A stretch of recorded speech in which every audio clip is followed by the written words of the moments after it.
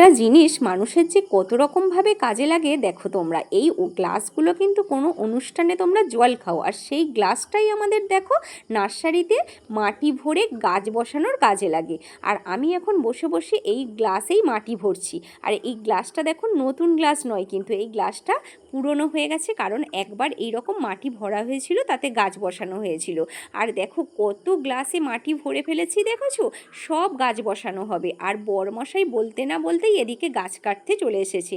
এই গাছটার নাম না স্প্রিং ক্রোটন। এই গাছগুলো কি বলো তো, গরমের সময় এই গাছগুলো এই যে কাটা হচ্ছে, এগুলো না সব আমাদের নার্সারিতে বলে ডগা কাটা গাছ। কেন বলো তো, এগুলো কোনো চারা গাছ নয়, মানে কালিম্পং থেকে কিনে এনে বসানো নয়, এগুলো মাদার থাকে, একতে থেকে কেটে নিয়ে ওই গ্লাসে বসিয়ে দিলে সে করে সে যায়, ওই গ্লাস থেকে ছাড়িয়ে নিয়ে আবার আমাদের 4 ইঞ্চি মানে একটা মাঝারি টব, বড় টব আছে তো, তাতে বসানো হয়। ভালো লাগলে প্লিজ চ্যানেলটাকে সাবস্ক্রাইব করো।